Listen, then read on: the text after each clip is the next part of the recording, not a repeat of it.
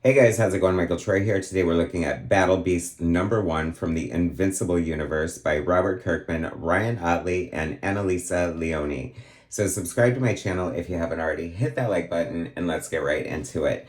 I got this sketch cover because, as you know, if you watch my channel, I've been collecting the blank covers because I'm going to start drawing on them just for the fun and thrill of it. And to be able to do some practical art that isn't digital, you know what I mean? And maybe sell them on eBay, who knows? Anyway, I hate the fact that Image doesn't do like the real cover on the inside, like they make the cardstock the actual cover. I feel like when Marvel and DC do it, they have like the cover inside, and I wish I had the cover. Had I known that, I might have just gotten the other one anyway, and I think that's why they want you to do it. Anyway, Robert Kirkman, writer, Ryan Ottley, artist, Annalisa Leone, colorist, Russ Wooten, letterer. Okay, before I go any further, I have a confession to make. I've never read a single issue of Invincible. I've never seen the cartoon. I know it's amazing. People keep recommending it to me. Even people who don't read comic books keep recommending it to me. I have to get on the tip. Definitely reading this issue made me want to. But that said, I know how amazing it is, okay? Like, no one needs to convince me otherwise. I just missed the boat on it. I forgot where I was in life when it was being published, but maybe I was more in a different realm of my interests. I don't know. Anyway, the art is amazing, straight out the gate. It's funny because I never noticed before that Ryan Ottley has a little twinge of Ed McGuinness in his art as far as some of the rendering and some of the thick, juicy lines that I love so much. This starship is cool. So Battle Beast is just like this unstoppable force. He has an unsatiable appetite for battle. He just destroyed this race on their ship, and the AI of the ship is finally waking up to communicate with him. And he was like, "Where have you been?" And he's like, "I've been silent for weeks. Um, I didn't see a need to announce myself, but here I am." And he's like, "Do you want me to shut up?" And he's like, "Nah, it's been kind of boring, so let's talk." So they start talking. It's a great, Robert Kirkman who's gonna say anything bad about his writing. It's such a great way to, tell us who this character is and establish this relationship. 3 pages in, and I freaking love it already, of course. Like I said, the art is absolutely gorgeous. It's just fun. It feels like there's a great story. The AI is like, well, I'm going to use my AI brain. So many comics are dealing with AI right now. I know it's in the zeitgeist. It feels so timely. And, I think it's a good thing anyway. I mean, people always decry comics for being, I don't know, preachy or whatever. Not saying that this is, but I feel like comics have always sort of reflected the times that they're published in. So I'm all for it. Um, I think it was this, like just something about his anatomy or something that was giving me the Ed McGuinness vibes. And like I said, thrilled to no end because of that. I'm a huge Ed McGuinness fan, so I like that.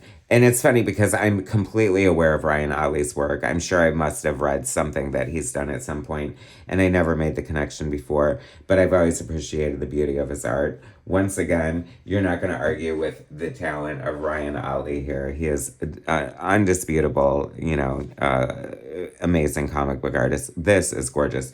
I love it because it kind of, I don't know. It's like it's a fight comic. It feels a little shogun-y at the same time, and it's just gorgeous. I said this looking at another Image recent release, and I have to say it again. This art is reminding me of my friend and talented artist Ben Perkins.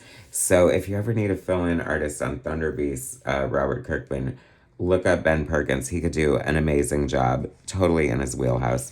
See, Ed McGuinness vibes all over the place. So the AI is tasked with the challenge of finding him an opponent who can beat him because he's kind of sick of battling and he just wants to find the person who can put the ultimate smackdown on him and end it once and for all.